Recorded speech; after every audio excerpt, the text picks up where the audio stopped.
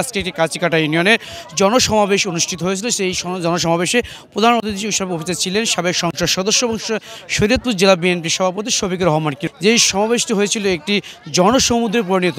আমরা তাদের সঙ্গে কথা বলেছি, তাদের সঙ্গে কথা বলে জানতে পেরেছি যে তারা দীর্ঘ 17 বছর কোনো ধরনের মিটিং মিছিল না করতে পারার কারণেই কিন্তু আজকে তারা এই জনসমাবেশে আনন্দের সহিত কিন্তু আজকে এখানে এসেছিলেন।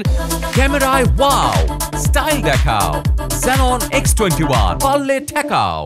এবং তারা তাদের মনের যে ভাব ছিল সেগুলো প্রকাশ করতে পেরেছেন। থেকে 15 বছর আগে থেকে এখন পর্যন্ত কোনো দিন এইভাবে মিছিল তো দূরের কথা, আমরা বিএনপির নামও নিতে পারি নাই।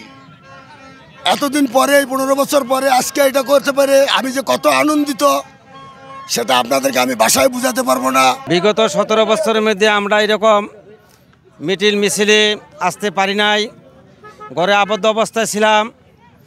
এখন 17 বছর পরে আমরা সেই মিটিং মিছিলে আসতে পেরেছি, আমাদের কোনো সমস্যা নাই। আমি একজন মাঠের কর্মী হিসেবে আমি মনে করি সর্বপ্রথম সংসদ নির্বাচন অবশ্যই অপরিহার্য।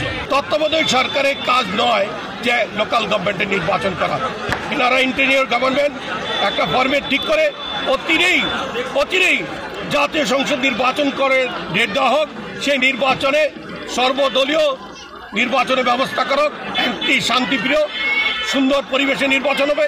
বিজয়ী বেশে যারা আসবে, যারা রাষ্ট্রীয় ক্ষমতায় যাবে, যারা সংসদ গঠন করবে, সংসদে তারা ডেট নির্ধারণ করবে কবে ইউনিয়ন নির্বাচন হবে।